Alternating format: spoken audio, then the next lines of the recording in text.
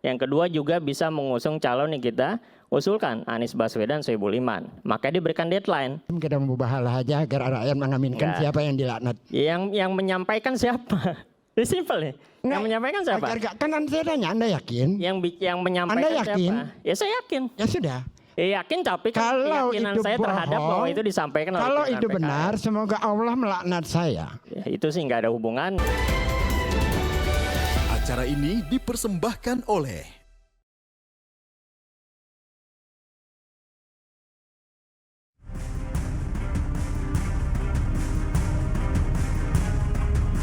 karena ada tangan-tangan dari luar yang tidak menghendaki Pak Anies diusung di Jawa Barat. Siapa Pak? Ya Mulyono dan geng. Kalau masuk partai, pertanyaannya, partai mana yang sekarang tidak tersandra oleh kekuasaan? Jangankan dimasuki, mencalonkan saja terancam. Oh, saya itu kan ditudang-tuding kan banyak banget, nggak masalah itu saja, dituding mencegat, dituding menghambat, dituding, ya tapi kan memang itu urusan partai politik. Ketika saya berkomunikasi duduk berdua sama beliau tertawa terbahak-bahak. Beliau bilang begini, Mas maju.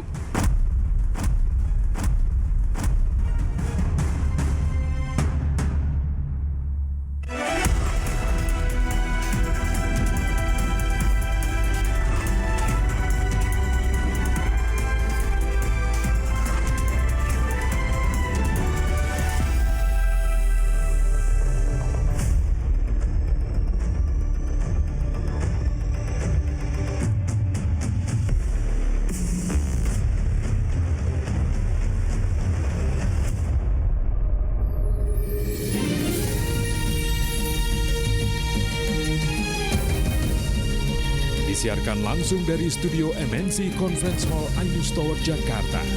Inilah Rakyat Bersuara bersama Aiman Wicaksono.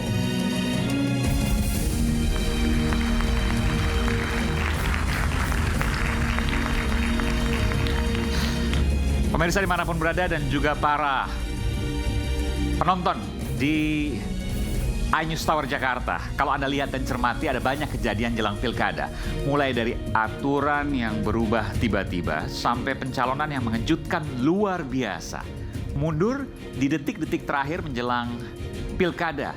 Banyak drama yang tiada akhir. Mengapa jelang pilkada banyak drama tiada akhir?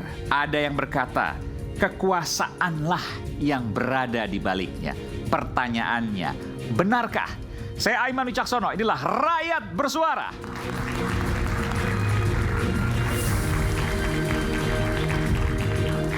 Saya akan panggilkan satu persatu narasumber di panggung Rakyat Bersuara. Yang pertama, Bung Chiko Hakim, juru bicara PDI Perjuangan. Bung Chiko. Waalaikumsalam warahmatullahi wabarakatuh. Waalaikumsalam warahmatullahi wabarakatuh. Bung Chiko, sehat selalu ya? Oke, tapi politiknya sehat nggak nih menurut Bung Chiko? Menuju ke sana.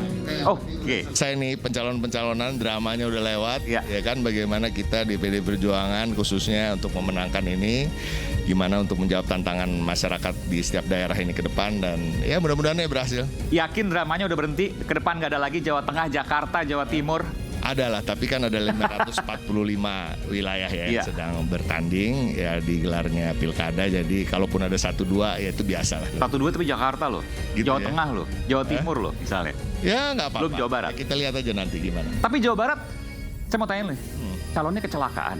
Hah? Enggak. Namanya maksudnya, namanya tiba-tiba kalau tengah malam loh kita tungguin siapa ternyata. Biasa, kaget. dinamika di ujung-ujung tuh biasa, ya kan?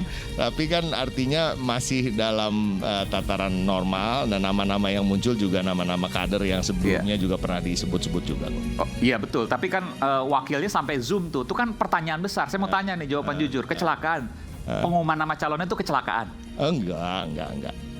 Tapi memang alot aja di akhir. Oke, karena saya perhatikan ekspresinya Bung Gesto. Oke, baik. Terima kasih, Bung Chiko. Tadi padahal saya mau dengerin. Iya, bisa jadi bilang kecelakaan karena apa? Jadi panjang nanti ya. Nanti kita bahas tapi di Rakyat Bersuara. Yang lain yang jawab ya kan biar seru. Selanjutnya, tadi di sayap kanan, sekarang sayap kiri. Bung Immanuel Ebenezer, Ketua Umum Prabowo Mania dan Jokowi Mania.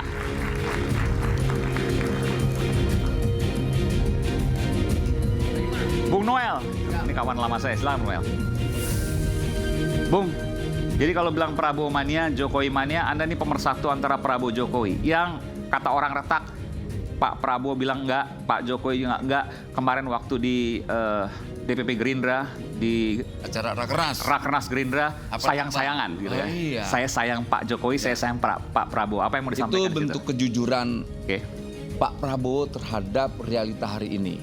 Lebih dekat. Pak Prabowo itu kan orang ekspresif. Nah, dia coba ingin mencontohkan bahwa pemimpin itu seperti ini. Jangan ambekan gitu loh. Maksudnya gimana? Pemimpin ambekan? Pemimpin ambekan kan. Ada yang diundang pemimpin tidak mau hadir. Ada yang disalamin tidak mau hadir.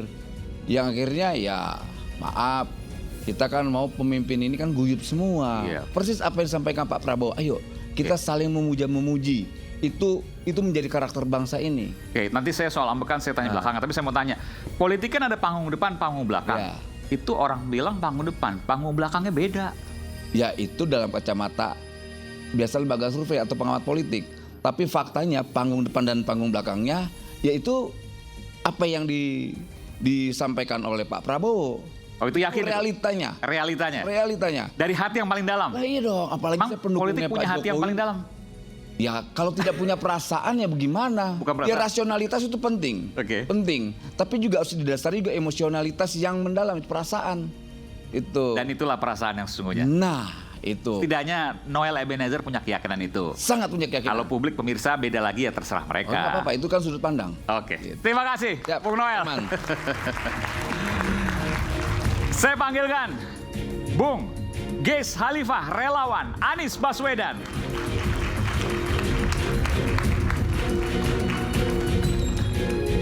Hari ini jadi trending topik di Bung Geis. Karena udahlah nggak usah bicara banyak-banyak. Kenapa? Karena Anies itu gagal karena kekuasaan. Betul ya ngomong gitu kan? Betul. Boleh dijelaskan, waktu dan tempat dipersilakan. Sangat terlihat dari, bahkan saya sudah bicara dari tanggal 20 Juni, berdiskusi dengan Idrus Marham di sebuah stasiun TV. Saya katakan bahwa kalau menengok ke belakang, Anies akan berat untuk bisa lancar maju dalam pilkada. Oh, jadi dari awal Bung Geis sudah yakin bahwa Anies pasti akan terjegal? Ada rekaman videonya di stasiun TV ternama, sama dengan Aiman, panggungnya besar juga, dengan Idrus Marham. Dan apa kata Idrus Marham? Kalau sampai tidak bisa maju, itu bukan operasi jahat, tapi itu strategi yang kan berhasil. Bahasa dia adalah strategi, bahasa saya adalah operasi jahat. Dan kenyataan operasi jahat menjegal Anies. Menjegal Anies. Ya. Seberapa sakti emang Anies, kan belum tentu menang juga, Pilpres saja kalah. Tapi kan buktinya seperti itu. Kalau enggak kan nggak mungkin 12 partai diborong hingga PDIP tidak bisa mencalonkan kan awalnya. Tapi PDIP juga akhirnya nggak mencalonkan. Ya memang, tetapi kan pada saat sebelum putusan MK kan 12 partai diborong dalam arti apa? Itu kan menjegal aspirasi masyarakat. Dan dari awal Bung Geis yakin bahwa Anies nggak akan bisa masuk pilkada. Bukan. Saya dari awal meyakini bahwa Anies akan dijegal. Dan bahwa itu penjagalan itu berhasil atau tidak. Kalau waktu Pilpres gagal. Karena kan yang dipakai instrumen KPK. Nah yang akan datang saya waktu itu belum tahu apa instrumen yang akan dipakai gitu. Dan ternyata belakangan tahu. Menurut Bung Geis adalah berbagai cara. Iya. Nanti kita buktikan soal itu benarkah itu. Terima kasih banyak. Boleh Dan satu lagi Bung Aiman ya. Rasanya relawan Anies itu udah nggak pantas. Saya datang kemari mengatasnamakan diri saya pribadi, Geis Khalifah. Karena Anies udah bukan calon lagi, bukan apa-apa, jadi nggak perlu lagi relawan kan. Jadi apa bawah tulisannya? Ya Geis Khalifah pribadi aja. Pribadi, oke, baik. Atau mantan ya, mantan boleh. Jadi tidak mewakili siapapun, mewakili saya pribadi. Tapi jangan putus asa dong, kenapa nggak jadi? Kan Anies sekarang buat partai. Itu lain. Nanti saya tunjukkan, ini saya boleh nggak tunjukkan? Ini, konteksnya bukan putus asa. Saya coba buat survei di X ya. Udah 60.000 lebih yang memilih vote. Nanti kita akan tunjukkan. Ini survei. Saya mau iseng-iseng aja hari Minggu kemarin. Maksud saya supaya tidak disalahartikan bahwa saya mewakili orang lain, tidak gitu. Iya. Nanti saya mau tanya lu. Boleh nggak dicantumkan sebentar?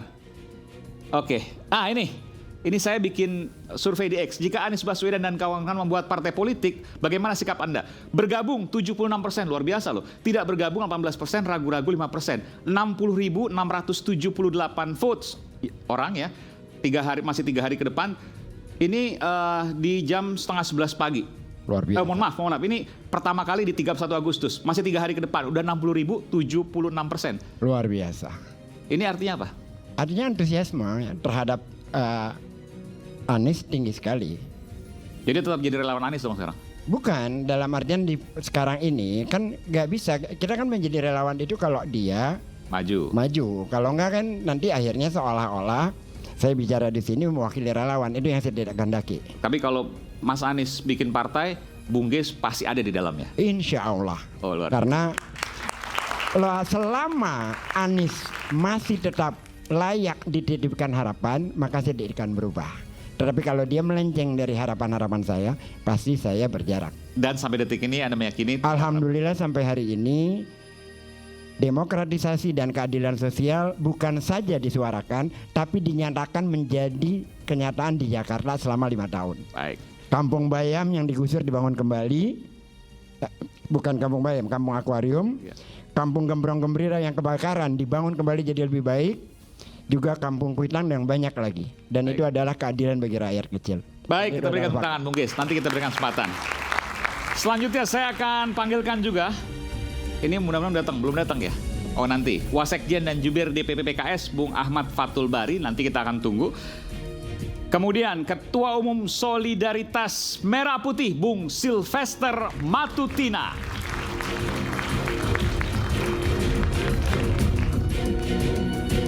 Bung Sylvester, silakan Bung. Kita wawancara dulu sebentar Bung. Jadi tetap bahwa ini kekuasaan partai tersandra kekuasaan. Bahkan tadi PDIP Jawa Barat Bung Ono Mulyono menyampaikan bahwa siapa yang melakukan ini? Mulyono and the gang. Saya nggak tahu maksudnya apakah nama kecil Pak Jokowi atau siapa, nggak tahu. Ditanyakan secara detail juga tidak menjawab. Apa yang Bung? Ya kemarin hari Minggu saya ketemu Pak Jokowi ya. Oke, ketemu hari Minggu kemarin. Pas ada kawinan terus saya panggil Pak Mulyono. Beliau ketawa. Jadi intinya bahwa apa yang dikatakan. Jadi betul Pak Mulyono itu adalah nama kecil Pak Jokowi ya. Iya. Jadi apa yang dikatakan Kang Ono Surono. Iya. Ora ono bukti ini hanya ngapusi, hanya bohong. Oke. Jadi gak ada memang buktinya. Dananya bohong gitu loh, ya kan. Jadi menurut hemat kami, ya kan, kembali lagi mungkin saja, ya kan, PDIP ngeprank Pak Anies.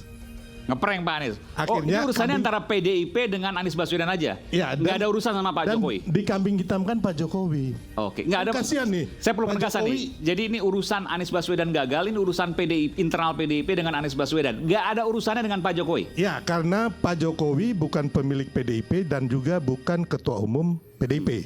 Sedangkan kita tahu bersama yang mempunyai hak veto atau hak prerogatif di PDIP untuk mencapreskan seseorang dan mendukung di pilkada itu hanya Ibu Megawati sebagai ketua umum dan pemilik PDIP. Tapi saya bertanya, kan nggak sesederhana itu.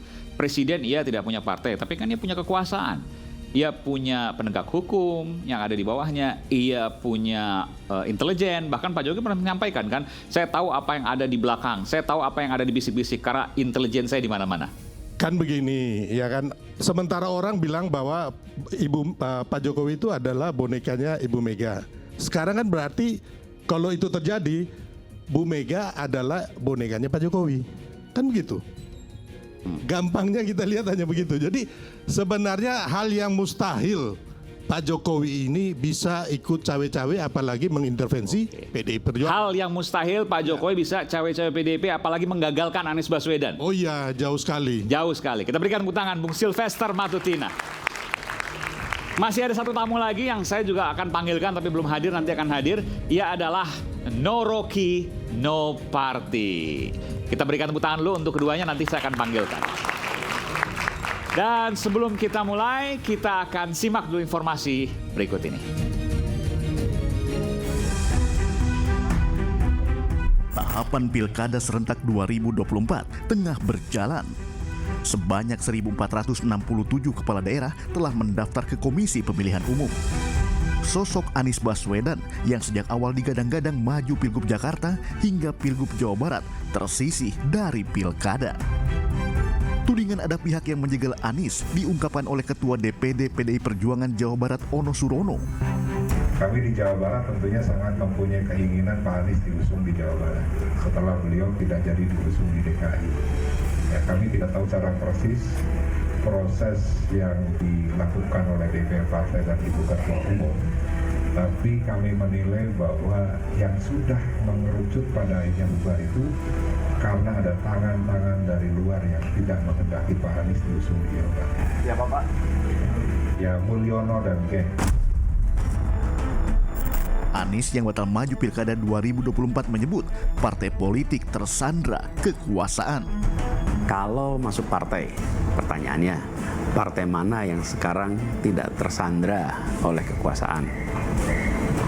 Nah, jangankan dimasuki, mencalonkan saja terancam. Agak berisiko juga bagi yang mengusulkan. Presiden Joko Widodo membantah tudingan bahwa dirinya terlibat dalam penjagalan Anies Baswedan untuk maju Pilgub Jakarta maupun Jawa Barat. Oh, saya itu kan ditudang-tuding kan banyak banget. Enggak masalah itu saja, dituding mencegat, dituding menghambat, dituding. Ya tapi kan memang itu urusan partai politik. Mau mencalonkan dan tidak mencalonkan itu urusan koalisi, urusan partai politik, ada mekanisme, ada proses di situ. Saya bukan ketua partai, saya juga bukan pemilik partai supaya tahu semuanya. Apa urusannya? PDI Perjuangan tetap percaya diri mengusung Pramono Anung meski di luar radar elektabilitas. Pramono yang juga sekretaris kabinet merupakan orang dekat Presiden Jokowi. Dirinya juga menghubungi Presiden terkait maju ke Pilkada Jakarta. Ketika saya berkomunikasi duduk berdua sama beliau setelah beliau pulang dari Lampung, beliau tertawa terbahak-bahak. Beliau bilang begini, Mas maju gitu. Karena kalau berdua memang kadang-kadang beliau memanggil Mas. Jelang masa kampanye hingga pencoblosan Pilkada serentak 2024, manuver dan akrobat politik seperti apa lagi yang akan mengisi dinamika Pilkada 2024?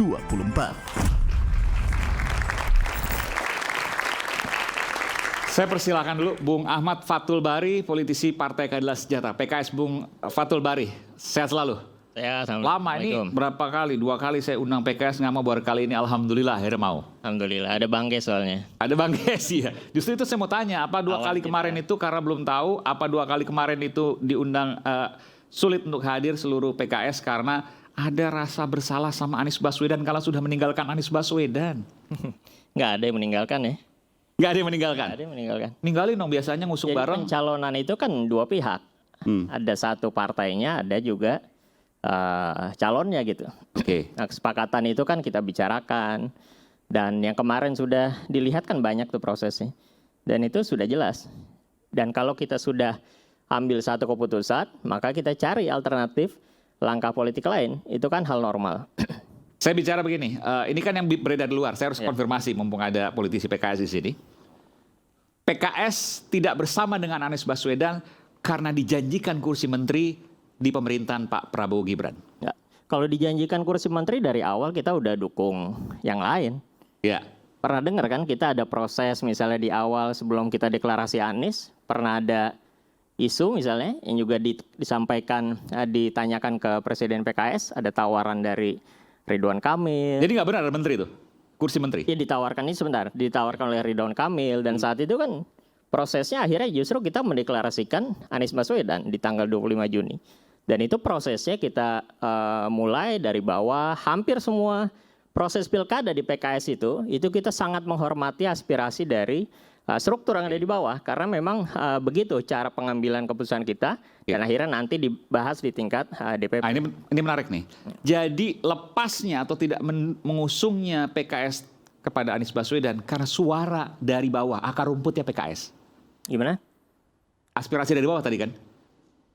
pengusung Anies Baswedan itu bagian dari bawah. aspirasi dari bawah tentu. Melepas Anies Baswedan juga aspirasi dari bawah. Ya kan prosesnya berlangsung ya. Jadi setiap hal yang ada aspirasi dari bawah, kita kan ada konteks politiknya, tidak berdiri di ruang hampa gitu. Banyak hal-hal yang ada keterkaitannya, ada konteks gimana calonnya ini kita anggap punya kapabilitas, kapasitas, lalu juga yang di awal, sejak awal kita sampaikan, kita tawarkan, memang karena kita partai pemenang di Jakarta, kita sangat berharap kita masuk dalam pemilihan dan kita menawarkan calon dari PKS menjadi wakilnya Mas Anies. Bahkan sudah dideklarasikan, balihonya besar-besar di mana-mana, di tiap jalan di Jakarta juga ada. Dan PKS dengan Anies luar biasa, kita sejak Pilkada 2017, Pilpres 2024 itu kan masa lalu, masa ya, depan ini gambaran saja bahwa memang aspirasi besar itu ada. Dan memang akhirnya di PKS diputuskan di awal Anies Baswedan yang kita usung bersama Soebul Iman.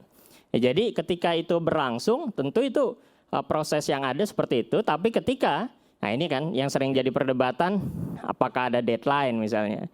Lalu mau atau tidak misalnya kan.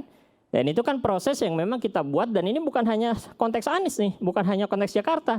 Kita samakan juga konteksnya dengan pilkada-pilkada di tempat lain. Karena proses pencalonan itu kan pasti kita berharap lancar, ada proses langkah selanjutnya yang kita jadikan alternatif dan sebagainya. Dan ini dengan proses yang ada kan seperti itu. Saya mau tanya lebih detail lagi supaya ini karena pertama kali kemudian diungkapkan seperti ini. Aspirasi dari bawah, rapat dari bawah yang memunculkan bahwa akhirnya tidak mengusung Anies Baswedan. Bagaimana proses itu dan seberapa banyak yang mendukung bahwa ya udah nggak usah Anies Baswedan? Enggak, tadi aspirasi dari bawah itu yang kita utamakan sehingga kita mendeklarasikan Anies Baswedan. Untuk melepasnya kan juga prosesnya itu kan proses politik tidak berhenti di ruang hampa hanya sekedar pengusungan dari bawah kan. Ada proses kita menyeleksi calonnya. Bahkan kalau di PKS itu kita berikan namanya lebih dari satu. Nggak boleh pimpinan di fait accompli dengan satu nama. Nah, makanya di PKS pun kita juga usulkan tuh nama biasanya lebih dari satu untuk ke tingkat pusat menjadi pembahasan. Gitu. Artinya begini kesimpulannya, koreksi kalau saya salah, Bung Fatul. Dari bawah aspirasi Anies Baswedan, ketika di atas diseleksi bukan Anies Baswedan. Deklarasi dong. Enggak kan PKS kan satu-satunya bahkan yang mengusung Anies bahkan SK udah keluar. Itu masa lalu. Ini proses administrasi ini simpel ya kalau di PKS ya. Kalau diputuskan oleh pimpinan namanya Dewan Pimpinan Tingkat Pusat, langsung hari itu juga jam itu juga struktur di bawahnya wasekjen bidang hukum ataupun sekjen itu langsung membuat SK-nya. Oke, itu itu dukungannya. Tapi kemudian akhirnya mendukung Ridwan Kamil dan tidak jadi mendukung Anies Baswedan. Ya, ini kan proses selanjutnya ya. Jadi 25 Juni kita deklarasikan, proses komunikasi dilanjutkan, bahkan juga ada deklarasi dari Nasdem ya kan. Dan Nasdem membebaskan memilih wakil dan sebagainya.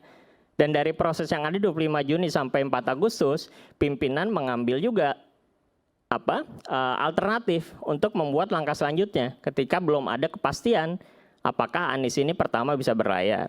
Yang kedua juga bisa mengusung calon yang kita usulkan, Anies Baswedan, Soebul Iman. Maka diberikan deadline.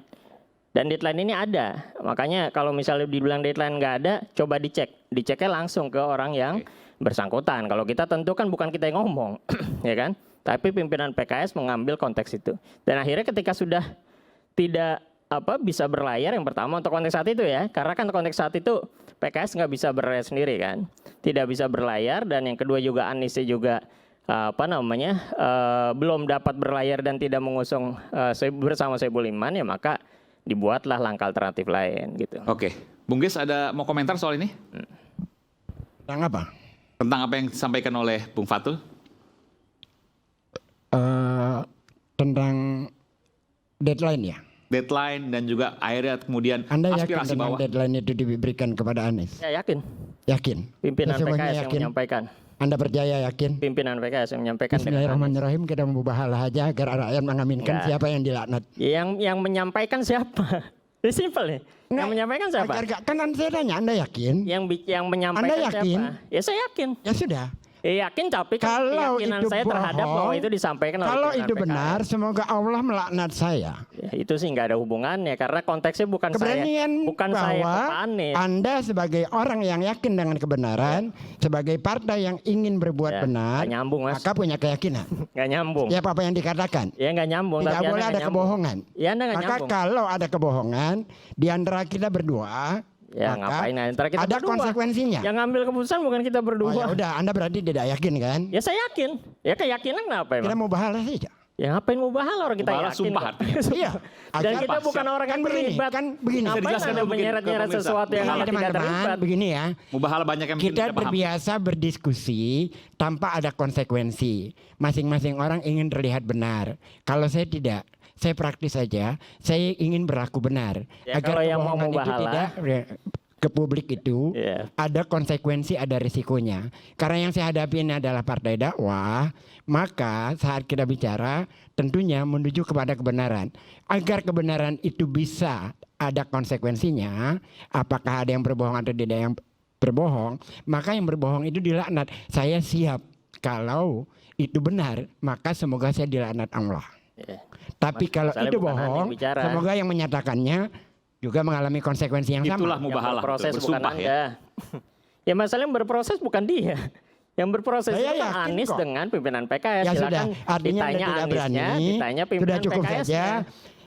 Semoga Ya, masyarakat enggak lah. Jangan lihat Anda berani malam ini tidak berani tahu. lalu Tahu bahwa konsekuensi hari ini. mengeksploitasi kebenaran untuk milik Anda. Salah. Loh tidak, saya meminta konsekuensi. Jangan kok. konteks itu dong. Anda serasa mengeksploitasi bahwa kebenaran ini milik Loh, Anda hanya tidak. dengan konteks itu. Kan konsekuensinya berdua. Ya, Kalau enggak saya dong, bohong kan enggak tidak sembarangan. konsekuensi. Sebenarnya Gitu. sebenarnya singkat soal deadline. Benarkah ada Nggak deadline? sembarangan begitu. Berbeda, Bung Ges. Saya langsung sampai tidak mau lagi diskusi. Tidak ada deadline begitu ya? Ya, Sementara makanya saya PKS yakin mengajaknya tidak ya deadline. sudah. Oleh Silakan ditanya ke Mas Anies itu. Siapa Silakan. yang berbohong agar ada konsekuensi dari yang kita percayai. Masalahnya Kan bukan begitu. beliau nih kasih deadline. Dikasih deadline kan Mas Anies. Yang Ya, menyatakan kan Anda deadline pimpinan yakin. PKS. Silakan Anda yakin. ditanya. Begini, kalau Anda yakin dengan Anda Ya yang saya katakan, yakin nggak ada urusannya juga mubahala emang apaan ya kan? berarti Santai takut. aja. Ya sudah, selesailah sudah. Selesailah sudah. Saya panggilkan dulu, Bung Rocky Gerung. Bung Rocky Gerung. Ya saya panggilkan. Ini dari tadi saya lihat. Oh pakai masker sekarang. Kenapa Bung Rocky? Wah luar biasa. Silahkan Bung Rocky. Jadi kenapa pakai masker? Karena saya nggak mau disumpah.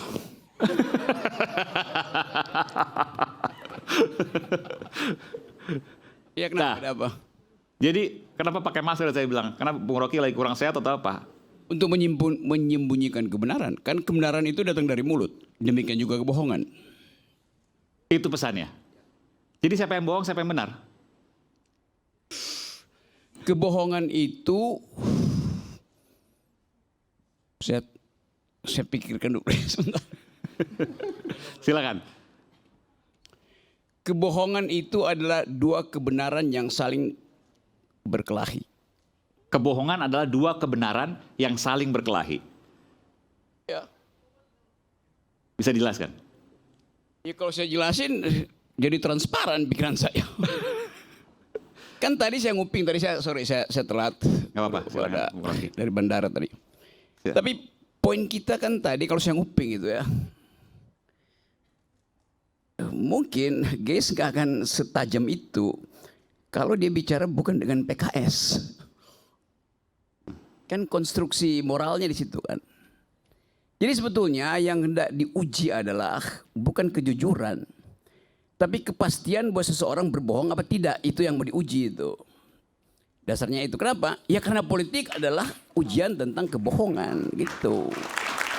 Dan apa yang dilakukan, Anda mengatakan apa yang dilakukan oleh Bang Ges itu yang seharusnya. Saya nggak akan berdebat dengan Paus Fransiskus soal kebenaran, dia pasti benar itu kan.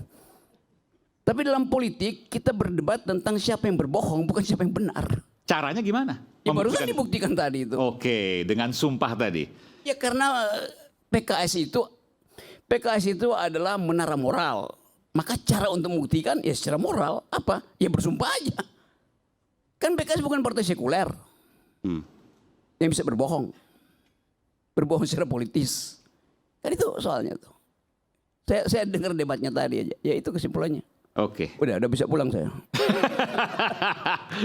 Nanti kita akan kembali saat lagi. Tapi saya ingin minum dulu ini, ya. Isu hangat kadang bikin penat, apalagi kalau kita tidak bisa mencerna dengan cermat. Secangkir kopi hangat yang nikmat untuk menemani kebersamaan dalam program Rakyat Bersuara bersama saya Aiman Wicaksono. Kita akan kembali saat lagi.